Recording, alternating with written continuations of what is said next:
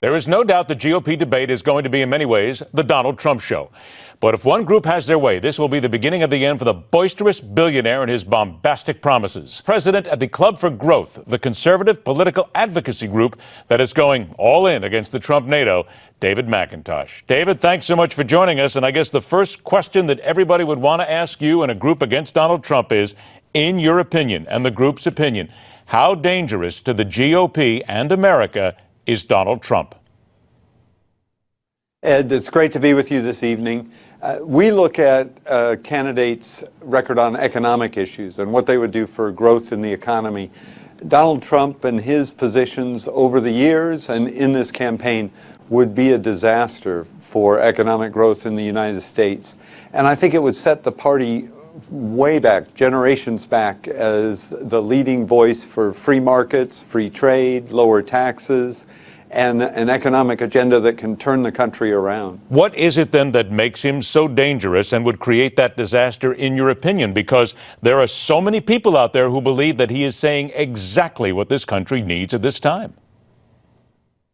We've looked at that closely. I think what's happening is he's giving voice to the frustration, the real frustration that people in America have that Washington's just not getting the job done.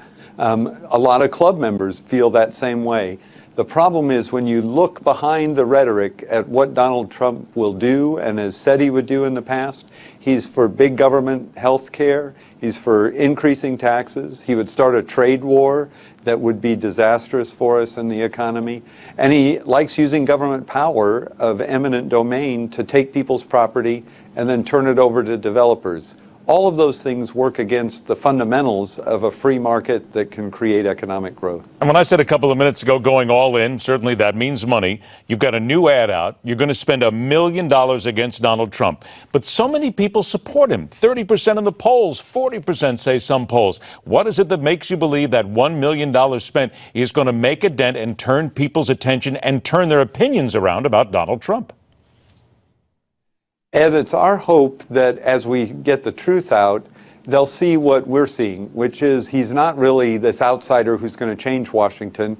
He's just like all the other politicians, where he'll say whatever it takes to get elected.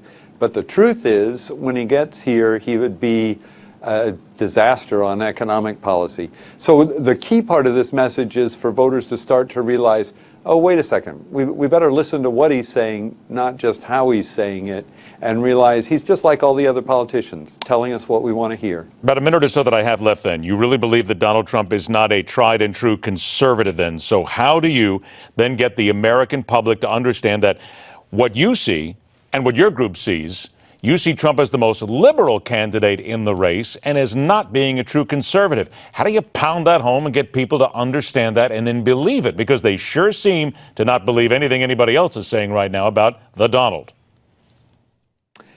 I agree that it's a challenge, and one of the ways we're doing it is to put it in his own words.